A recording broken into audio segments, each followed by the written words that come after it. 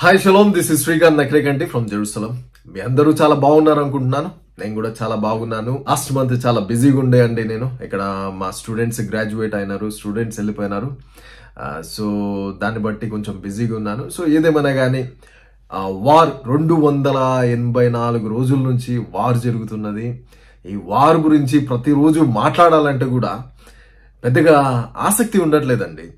అంటే ప్రతిరోజు ఒక సాడ్ న్యూస్ ను చెప్పాల్సి వస్తున్నది. ప్రతిరోజు ఎవరో చనిపోతున్నారు, ఇక్కడ చనిపోతున్నారు, అక్కడ చనిపోతున్నారు. ఇవన్నీ చూస్తుంటే కొంచెం బాధ అనిపిస్తుంటది. అందుకని వారికి సంబంధించినటువంటి అప్డేట్స్ కూడా ఎక్కువగా ఇవ్వట్లేదు.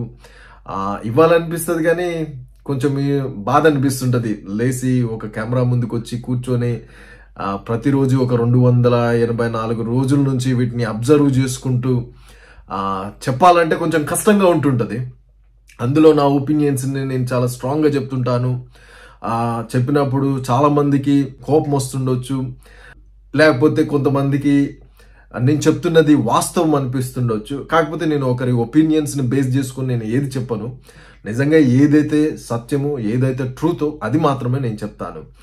అయితే 284 రోజుల నుంచి ఇజ్రాయెల్ ఈ వార్ లో ఉన్నది. నిజంగా ఈ 284 రోజులు ఇజ్రాయెల్ కి చాలా కష్టతరమే, చాలా హార్డెస్ట్ డేస్ అని చెప్పాలి. కానీ ఇజ్రాయెల్ లో ఉన్నటువంటి గొప్పతనం ఏంటంటే ఇంత కష్టమైనటువంటి డేస్ లో కూడా ఇక్కడ ఉన్నటువంటి పిల్లలకు, ఇజ్రాయలీ పిల్లలకు, ఫర్ ఎగ్జాంపుల్ మా సిటీలో ఉన్నటువంటి పిల్లలందరికీ కూడా ఇప్పుడు సమ్మర్ వెకేషన్స్ ఉన్నాయి.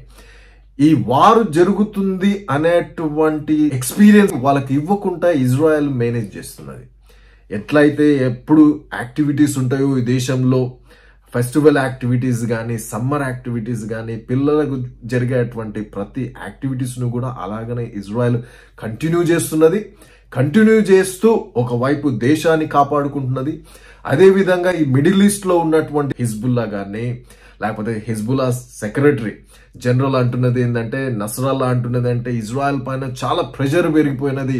వాళ్ళ ఎకానమీని మేము కొల్లాప్స్ చేశాము, ఎన్ని రోజులు, ఇన్ని నెలలు మేము ఇజ్రాయెల్ ని ఊపిరాడకుండా చేస్తున్నాము అని అటు హిజ్బుల్లా కానీ, ఇరాన్ కానీ చాలా సంతోషపడుతున్నారు. కానీ ఫ్యాక్ట్ ఏంటంటే Israel is a very strong country అండి. నిన్నగాక మొన్న ఇజ్రాయెల్ కు దేవుడు ఇచ్చినటువంటి జ్ఞానం ఏంటంటే దేవుడు వాళ్ళ బ్రెయిన్స్ ని బ్లెస్ చేస్తున్నాడు. నిన్నగాక మొన్న ఇజ్రాయెల్లో వేజ్ అనే ఒక యాప్ ఉంటుంది. ఇజ్రాయెల్ ఆ యాప్ ని గూగుల్ కనుకుంటాను $23 బిలియన్ కి అమ్మేసింది. $23 బిలియన్ కి. జస్ట్ యంగ్ పీపుల్ అండి, young people with great mind. దేవుడు వీళ్ళ మైండ్లను దేవుడు బ్లెస్ చేసినాడు. ప్రపంచ దేశాలు ఎకనామికల్ గా ఇజ్రాయెల్ ని ఎంత కొల్లాప్స్ చేయాలనుకున్నా కానీ చాలా సింపుల్ ఇన్నోవేషన్స్ తోటి, దేవుడిచ్చినటువంటి నాలెడ్జ్ తోటి, దేవుడిచ్చినటువంటి బ్రెయిన్ తోటి వీళ్ళు ముందుకు వస్తారు. ముందుకొచ్చి ఏదో ఇన్నోవేట్ చేస్తారు. దేవుడు ఈ దేశానికి డబ్బులు కల్పిస్తాడు. ప్రపంచ వ్యాప్తంగా కూడా మిడిల్ ఈస్ట్ లో నుంచి వెళ్ళినటువంటి ముస్లిమ్స్ అందరూ ప్రపంచ వ్యాప్తంగా ఎంత ప్రొటెస్ట్లు చేసి, ఎంత గోల చేసి, ఎంత హంగామా చేసినా కానీ ఇజ్రాయెల్ని ఏం కదిలించలేకపోతున్నారు. కానీ 284 రోజులు యుద్ధం ఎందుకు చేయాల్సి వస్తున్నది అంటే అక్కడ మా పిల్లలు ఉన్నారు.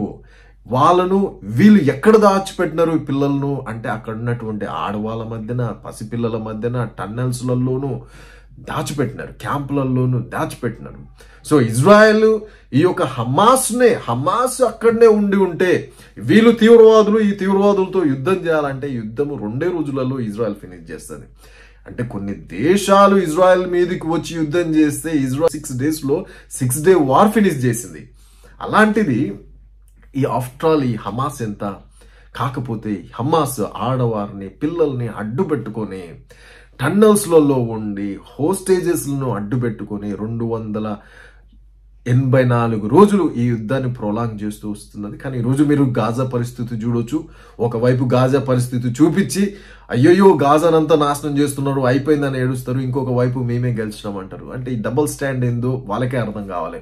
ఏదేమైనా కానీ విషయం ఏంటంటే ఇప్పుడు హిజ్బుల్లా నార్త్ వైపు నుంచి లెబనాన్ తోటి యుద్ధాన్ని ముందుకు నడిపిస్తున్నది. నిన్నగాక మొన్న ఇజ్రాయెల్ పైన కొన్ని వందల రాకెట్లతో లెబనాన్ ఇజ్రాయెల్ పైన దాడి చేసింది. అదేవిధంగా ఈ రోజు మార్నింగ్ నార్త్ గలరీ పైన 85 రాకెట్లను లోపలికి పంపించినారు. ఇజ్రాయెల్ కూడా వాళ్ళ పైన రిటాలియేషన్ దాడులు జరుపుతుంది. నేను ఇదివరకు చెప్పాను, నా టెలిగ్రామ్ ఛానల్లో నేను చెప్పాను, ఇజ్రాయెల్కి లెబనాన్తో వారు ఖచ్చితంగా జరుగుతుంది. కాకపోతే ఇక్కడ అనవసరంగా లెబనాన్ యుద్ధంలోనికి లాగబడుతున్నది. ఈరోజు గాజా పరిస్థితి చూసినాం. ఇజ్రాయెల్ యుద్ధం చేసి ఊరికనే యుద్ధం చేసి వదిలేదు, యుద్ధం చేసి ఆ భూమిని కూడా లాక్కుంటుంది. ఈరోజు అనవసరంగా ఇజ్రాయెల్ పైన లెబనాన్ దాడులు చేస్తున్నది. హిజ్బుల్లా లెబనాన్ను యుద్ధంలోనికి లాగుతున్నది. అంటే బేసిక్ గా ఇరాన్ లెబనాన్ యుద్ధంలో లాగుతున్నది. ఈ యుద్ధం జరిగితే ఏం జరుగుతుందంటే, ఇజ్రాయెల్ ఒక దేశంలోనికి వెళ్తే యుద్ధం చేస్తే మాత్రము ఆ దేశం పైన దాడి చేస్తుంది, ఆ దేశం పైన పూర్తిగా కంట్రోల్ తీసుకుంటది. ఇప్పుడు ఈ మిడిల్ ఈస్టర్న్ కంట్రీస్ ఎన్ని వచ్చినా కానీ ఇజ్రాయెల్ని ఏం చేయలేరు. ఎందుకంటే Israel is far better than these countries. మీరు ఊహించిన దానికంటే అనేక రెట్లు ఇజ్రాయెల్ చాలా టెక్నాలజీ పరంగా కానీ, లేకపోతే వాళ్ళకు ఉన్నటువంటి నాలెడ్జ్ పరంగా కానీ, ప్రతి దాంట్లో కూడా it's a very advanced country. ఇజ్రాయెల్ని ఏమీ చేయలేదు. దాంతో పాటు దేవుడు కూడా దేశంలో చాలా అద్భుతాలు చేస్తుంటాడు. అది చాలా మంది ప్రపంచం కూడా చాలా సార్లు ఎక్స్పీరియన్స్ అయింది. మరొకసారి లెబనాన్ కూడా ఈ పరిస్థితులను ఎక్స్పీరియన్స్ అవుతుంది. కాకపోతే ఇక్కడ జరుగుతున్నటువంటి అంశం ఏంటంటే, ఇజ్రాయెల్ చాలా ఆచితూచే బాధ్యతాయుతంగా 284 రోజులు అయినా కానీ అక్కడ ఉన్నటువంటి గాజాలో ఉన్నటువంటి ఎవరైతే ఆడవాళ్ళు ఉన్నారో, పిల్లలు ఉన్నారో, వాళ్ళకు ఎక్కువగా డ్యామేజ్ కలగకుండా ఇజ్రాయెల్ ఈ ఫైట్ చేస్తున్నది. ఇజ్రాయెల్ దగ్గర ఉన్నటువంటి గొప్పతనం అది. లేకపోతే ఇజ్రాయెల్ నిజంగా ఫైట్ చేసి వాళ్ళని తీసేయాలంటే, నేను చెప్పాను అగైన్, నాకు వచ్చి మీరు కామెంట్లో పెడుతున్నారు, ఇంకా ఎందుకు ఇజ్రాయెల్ గెలవలేకపోతుంది? ఇజ్రాయెల్ దగ్గర బాంబులు లేవా, లేకపోతే ఇజ్రాయెల్ దగ్గర వెపన్స్ లేవా? అన్నీ ఉన్నాయి. ఇజ్రాయెల్ పోయి ఫిజికల్గా ఒకరితో చేతులతో ఫైట్ చేయట్లేదు కదా, ఇది కామన్ సెన్స్. కాకపోతే ఇజ్రాయెల్ చాలా బాధ్యతాయుతంగా ఫైట్ చేస్తున్నది. ఇజ్రాయెల్ దాదాపుగా టాప్ హమాస్ లీడర్స్ని ఎలిమినేట్ చేసింది. మహమ్మద్ డెఫ్ లాంటి చాలా క్రూరమైనటువంటి తీవ్రవాదులు, చాలా మందికి ఆయనకు ఇండియాలో ఫ్యాన్స్ ఉన్నారు. నాకు ఎప్పుడు ఆయన పేరు రాస్తూ ఉంటారు, మహమ్మద్ డెఫ్ని ఎందుకు ఇజ్రాయెల్ పట్టుకోలేకపోతున్నదని. నిన్నగాక మొన్న ఇజ్రాయెల్ అతను కూడా చంపేసింది. సో విషయం ఏంటంటే, చాలా మంది వీళ్ళు హమాస్ తీవ్రవాదులు కానీ, గాజాలో ఉన్నటువంటి ప్రజలు కానీ, వాళ్ళ పిల్లలను వాళ్ళు ప్రేమించుకుంటే, వాళ్ళ ఆడవాళ్ళను వాళ్ళు ప్రేమిస్తే ఈ వార్ అనేది ఉండదు.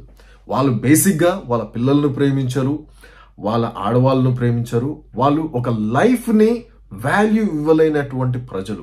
ఎందుకంటే వీళ్ళు ఒక డిమానిక్ డాక్ట్రిన్ని ఫాలో అవుతున్నారు. గడిచిన అనేక సంవత్సరాలుగా ఈ డిమానిక్ డాక్ట్రిన్ తోటి వాళ్ళ మైండ్ ఏమైనదంటే పాయిజన్ అయిపోయినది. వాళ్ళను పాయిజన్ చేస్తున్నారు.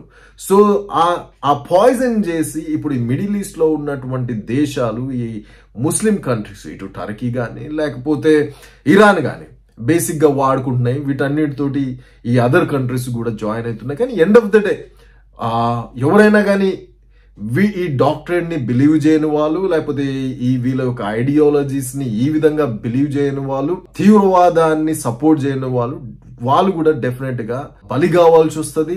వాళ్ళు కూడా డెఫినెట్ గా సఫర్ కావాల్సి వస్తుంది. సో గాజాలో చాలా మంది అయితే సఫర్ అవుతున్నారు. ఇజ్రాయెల్ వాళ్ళకి సంబంధించి కూడా ఆలోచిస్తున్నది. ఈవెన్ ఇజ్రాయెల్ అంటున్నది ఏంటంటే, మేము హాస్పిటల్ కూడా అక్కడ గాజా ప్రాంతంలో ఎస్టాబ్లిష్ చేస్తామని అంటున్నారు. అయితే ఇప్పుడు పీస్ డీల్ కోసము హమాస్ లీడర్స్ చాలా తీవ్రంగా ప్రయత్నం చేస్తున్నారు. చాలా ఆశ్చర్యకరమైనటువంటి అంశం ఏంటంటే, ఈ పీస్ డీల్ వీళ్ళు అడుగుతున్నారు. వీళ్ళు అంటున్నది ఏంటంటే, వాళ్ళ నాయకులను చంపొద్దు అని అడుగుతున్నారు. అదేవిధంగా వీళ్ళ డబ్బులు ఏవైతే ఉన్నాయో, ఈ డబ్బులన్నిటిని ఫ్రోజ్ అయినటువంటి మనీ అంతా కూడా రిలీజ్ చేయాలని అడుగుతున్నారు. ఈ యొక్క డీల్లో ఏ ఒక్కసారి కూడా అక్కడ ప్రజల గురించి కానీ, లేకపోతే అక్కడ ఉన్నటువంటి పిల్లల గురించి కానీ అడిగింది ఏం లేదు. వాళ్ళ డబ్బుల గురించి, లేకపోతే వాళ్ళ నాయకులు క్షేమంగా పారిపోయేలా సహాయం చేయమని అడుగుతున్నారు. So this is what they are doing. They don't care about their people అండి. హమాస్ వాళ్ళ ప్రజల గురించి వాళ్ళు ఆలోచించరు. ఏ రోజైతే హమాస్ కానీ, లేకపోతే గాజాలో ఉన్నటువంటి ప్రజలు కానీ వాళ్ళ పిల్లలను వాళ్ళు ప్రేమిస్తారో, ఆ రోజు ఇజ్రాయెల్ని ద్వేషించడము ఆపేస్తారు. ఎందుకంటే వాళ్ళ పిల్లల్ని ప్రేమించారు కాబట్టి ఆ విషయాన్ని నింపి ఇజ్రాయెల్ ఉన్నటువంటి అమాయకులను చంపడానికి ఈ రోజుకి పంపిస్తున్నారు. సో ఈ వారు 284 రోజుల నుంచి వారు జరుగుతున్నది. వారు గురించి మాట్లాడాలంటే నాకు నిజంగా అలసిపోయాను, బాధ ఉన్నది, ఒకవైపు కోపం కూడా వస్తుంటది. ఎందుకు ఈ దేశము ఇంతగా ఎందుకు వెళ్ళాలి, ఇక్కడ ఉన్నటువంటి ప్రజలు కూడా ఎందుకు ఇంత సఫర్ కావాలి అనిపిస్తుంటది. కానీ తప్పదు, మనకు తెలుసు ఎండ్ టైమ్స్ ఎలా ఉంటాయో, అదేవిధంగా ఈ డేస్ అనేవి ఎంత కష్టంగా ఉంటాయో మనకు తెలుసు. కాకపోతే ఈ వార్స్ అనేవి ఇజ్రాయెల్ చుట్టూ ఈ వార్స్ అనేవి పెరుగుతూ ఉంటాయి, భవిష్యత్తు రోజుల్లో కూడా ఏమి తగ్గవు. కాబట్టి మనము మెంటల్గా మనకు ఇవన్నీ తెలుసు. అదేవిధంగా మనకు డాక్టర్నల్ పరంగా కూడా ఇజ్రాయెల్ పైన జరగబోయేటువంటి దాడులు మనకు తెలుసు. ప్రపంచ దేశాలు ఇజ్రాయెల్ని ఎలాగ ట్రీట్ చేస్తాయో చేయబోతున్నాయో కూడా మనకు తెలుసు. ఒకరోజు ఇజ్రాయెల్ ఏకాకిగా ఉంటుంది. ఎవరు ఇజ్రాయెల్తో ఉండకపోయినా కానీ ఆ దేవాతి దేవుడు ఇజ్రాయెల్తో ఉండి ఇజ్రాయెల్కి ఎల్లప్పుడూ సహాయం చేస్తూనే ఉంటాడు. Thank you so much for watching. May God bless you all.